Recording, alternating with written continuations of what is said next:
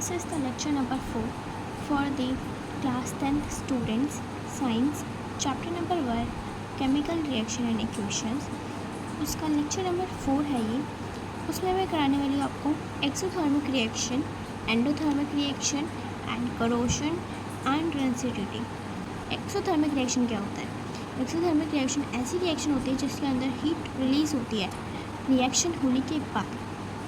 जैसे कि हमने पढ़ा था, कैल्शियम ऑक्साइड को जब हम वाटर के अंदर डालते हैं तो ये बनाता है कैल्शियम हाइड्रोक्साइड. इस रिएक्शन के साथ साथ बनती है बहुत सारी हीट, जिसको आप इस तरीके से भी रिप्रेजेंट कर सकते हैं. क्योंकि इसके अंदर हीट रिलीज़ हो रही है तो हम इसे बोल देंगे एक्सोथर्मिक रिएक्शन. इसकी डेफिनेशन लिखते हैं.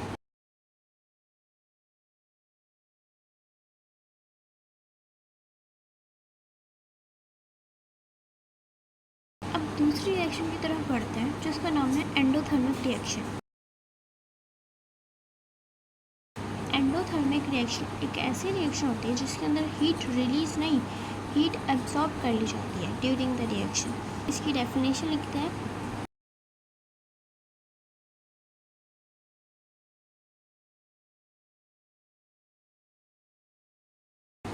Barium hydroxide plus ammonium chloride जब रिएक्ट करते हैं तो बेरियम क्लोराइड बनता है, साथ में बनता है अमोनियम हाइड्रोक्साइड. इस रिएक्शन के अंदर टेम्परेचर कम हो जाता है, यानी हीट अब्जॉर्ब हो चुकी है. हीट अब्जॉर्ब हो गई है यानी टेम्परेचर गिर गया, तो इसे हम बोल देंगे एंडोथर्मिक रिएक्शन. अब हम बढ़ते हैं अपनी लास्ट 2 टॉपिक्स पे, जिसका नाम है कोरोशन एंड रेंसिडिटी. अब मैं अगर आपसे पूछ दूँ कोरोशन क्या होता है तो आप बोलेंगे रस्टिंग ऑफ आयरन. पर रस्टिंग ऑफ आयरन कोरोशन का एग्जाम्पल होता है. कोरोशन की डेफिनेशन मैं पूछ रही हूँ यहाँ पे.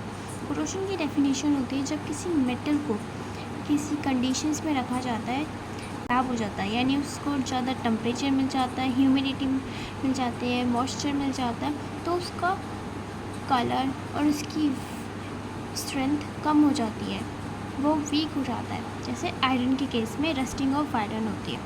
अगर आयरन को अगर बाहर रख देंगे ह्यूमिड कंडीशंस में, मॉइस्चर में, तो वो रस्टिंग ऑफ आयरन का एग्जाम्पल आ जाएगा और उसकी रस्टिंग हो जाएगी, वो झड़ने लगेगा और वो उसके बीच बीच में गड्ढे बन जाएंगे और वो हल्का हो जाएगा और वो वीक हो जाएगा, जिसकी वजह से काफ़ी ज़्यादा नुकसान भी हो जाता है. इसकी डेफिनेशन लिखते हैं. कोरोशन के बारे में आप चैप्टर नंबर 3 मेटल्स और नॉन मेटल्स के अंदर भी पढ़ेंगे, तो उसके अंदर आपको ज़्यादा चीज़ें बताई जाएगी कोरोशन के बारे में कि कोरोशन को कैसे प्रिवेंट किया जाता है और तरह की कोरोशन क्या क्या होती है. अब बढ़ते हैं रेंसिडिटी की तरफ. रेंसिडिटी को आप भी जानते होंगे. जब आपने आलू की चिप्स खोले और अगर आप उसे खुला छोड़ देते हैं और टेस्ट ख़राब हो जाता है, वो उसकी स्मेल भी होती रहती है. तो इसी ही प्रोसेस को हम बोलते हैं रेंसिडिटी.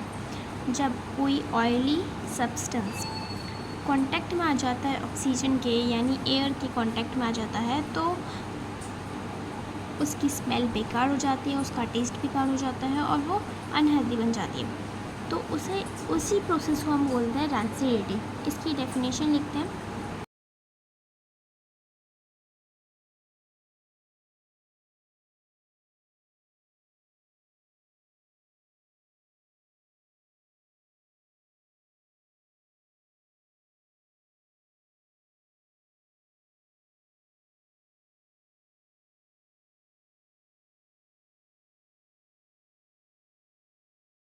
अब इसको प्रिवेंट कैसे किया जाता है?